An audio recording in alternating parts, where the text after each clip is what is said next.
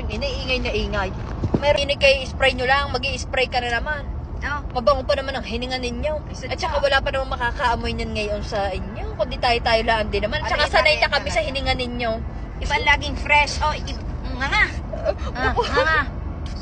Yan, oh. Para pagka mamaya makakausap mo doon ng mga taga TV5. Yan, pagayan ka lagi. Lagi naman sadya ako nagagari. Hindi, arin may sinasabi din eh. Kayo naman inaano nyo eh. Sabi din eh, magbenta ka na ng halo-halo tsaka ice candy. Kasi mainit na ang panahon. Tama-tama nga yan. Sa patugan yan eh. Ano patugan? Hindi. Tayo nga magbebenta. Para tayo kumita. Kung yan lang din naman ang bibili.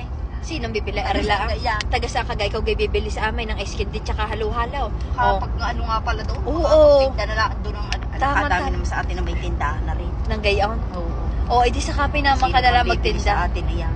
Eh, saan ka magtitinda? Di sa malayo-layo ka magtinda. O, kunyari sa palengke ng... Kapag tinda na lang ng ice candy nga. Oo, madaming bibili sa iyo. Kapag daw.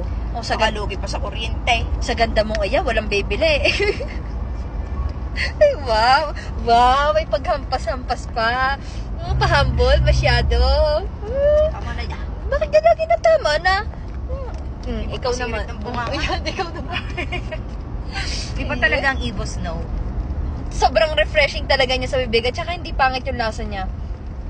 Parang ang sarap laging spray-spray. Aray, Ang benta ng